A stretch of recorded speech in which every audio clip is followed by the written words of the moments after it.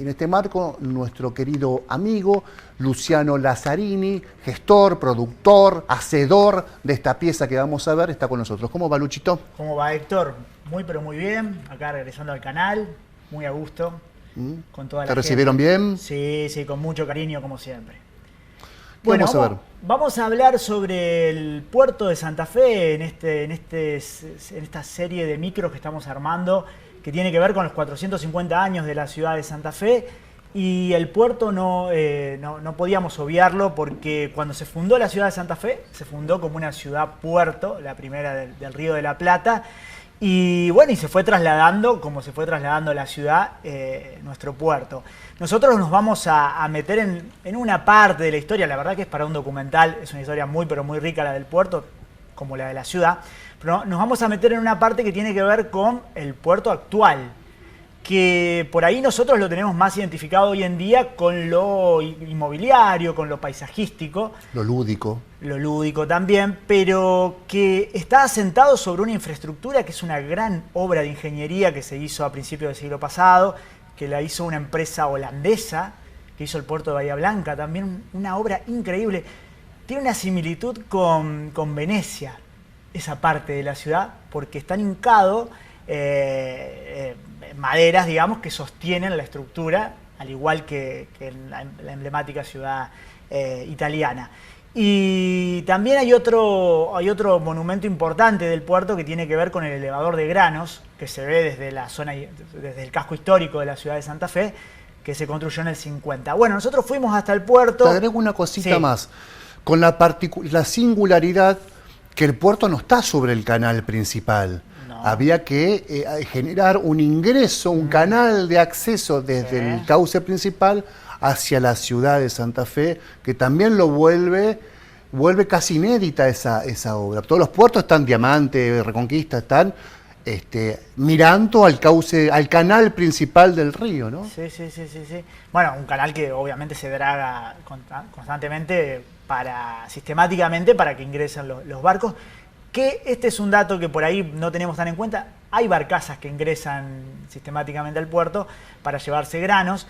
Y hablábamos del elevador de granos que se construyó en la década del 50, que también es una obra muy interesante y que es una obra también emblemática en cuanto a la fisonomía que nos da a la ciudad, que en este momento está funcionando a un 80% más o menos de su capacidad.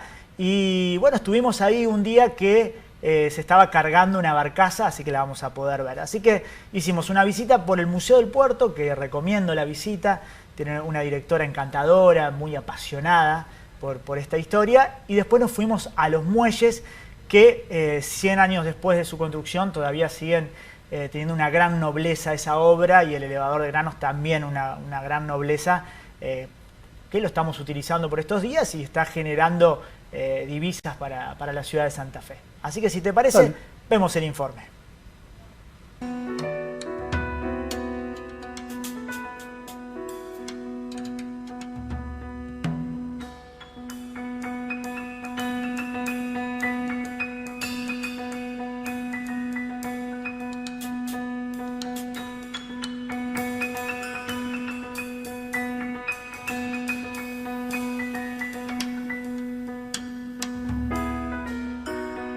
Esta ciudad tiene que ver con la fundación, es la primera ciudad-puerto y urbanización del Río de la Plata.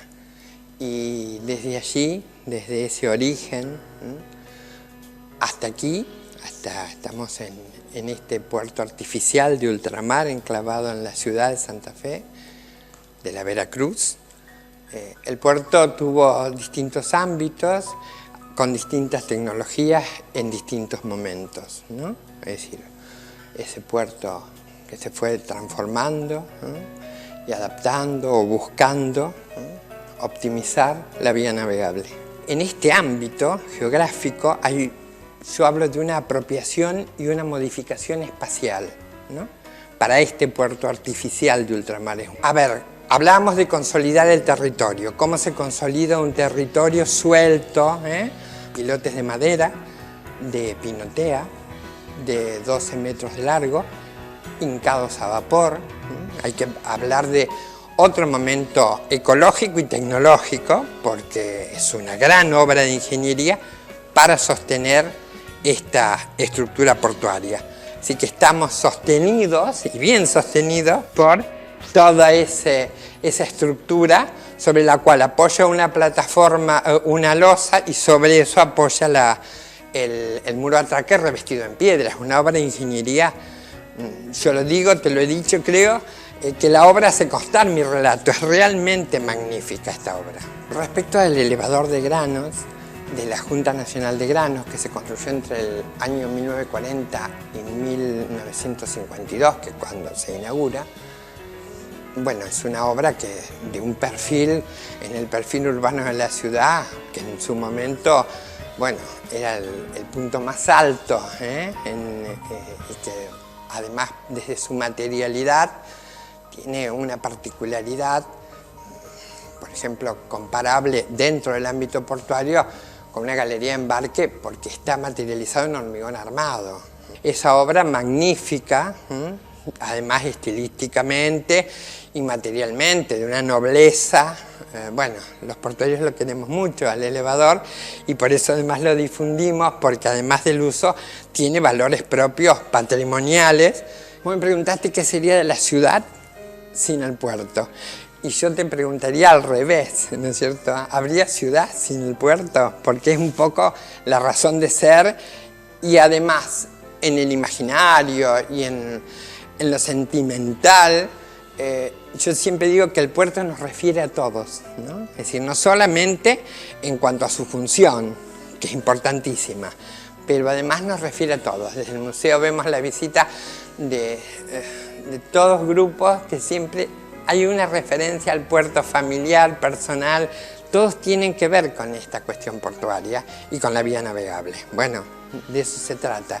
Entonces mi pregunta sería al revés. ¿Existiría la ciudad si no estuviéramos? Sería otra ciudad, evidentemente.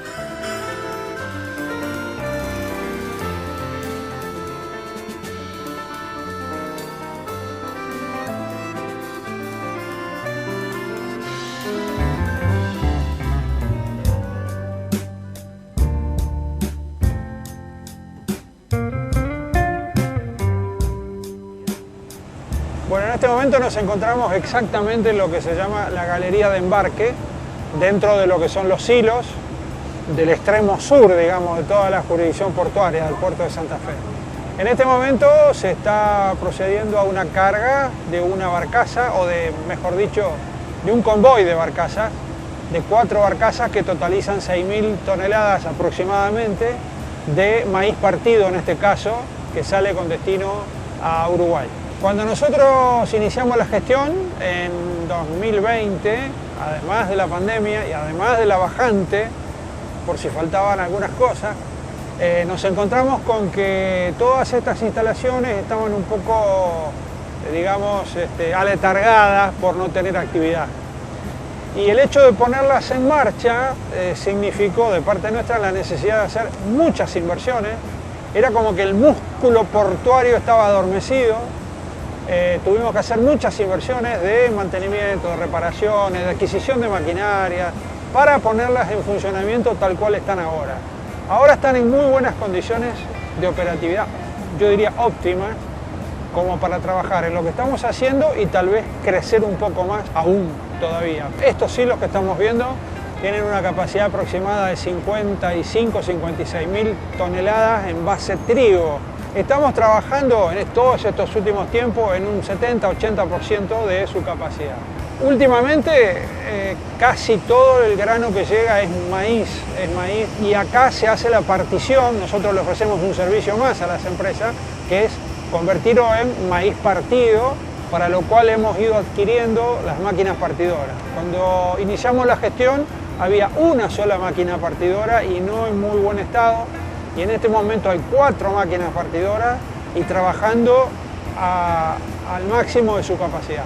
Evidentemente estas construcciones han sido hechas con mucha visión de futuro. Ha pasado más de 50-60 años y esto está funcionando. Nos ha costado ponerlo en funcionamiento, pero está funcionando perfectamente bien. el puerto de Santa Fe. Estos muelles que estamos nosotros parados ahora tienen más de 100 años y está en buenas condiciones.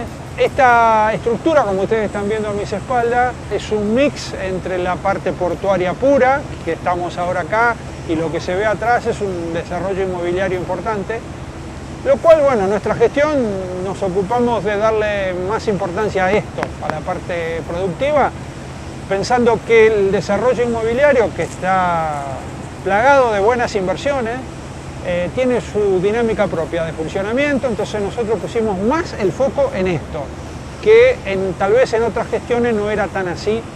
Nosotros decidimos la decisión política de poner en funcionamiento este puerto productivo que, como dije al principio de la nota, había estado muy adormecido, muy inactivo durante muchos años.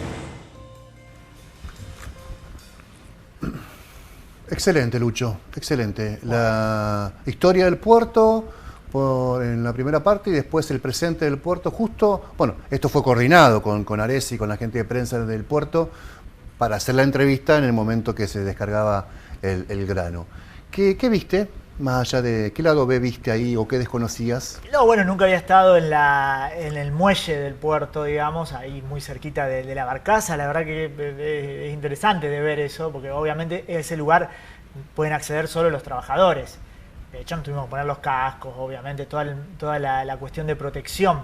Pero me parece interesante que ante la imposibilidad de hacer un traslado del puerto y tener el puerto soñado que hoy a lo mejor necesitaríamos para poder volver a ser una ciudad hiperpotente desde lo portuario, está bien que se utilice al máximo de las posibilidades esa estructura tan noble que se construyó hace 50 años.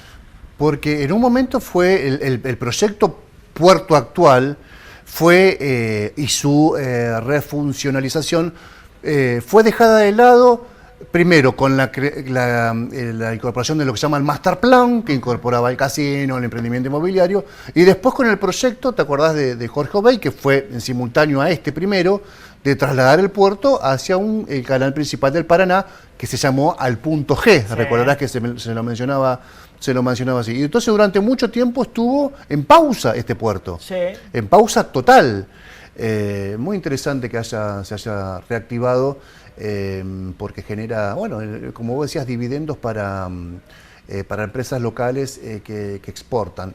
La mayoría de este flete debe ir a Uruguay, ¿no? A Uruguay, y después también hay container que se puede sacar, digamos, producción por container que va a La Plata, me parece. Y creo que además en lo histórico, el puerto se emplaza, como decías, se empieza a construir en 1900 y encuentra, digamos, una estructura más o menos inaugural en 1910. 10, sí.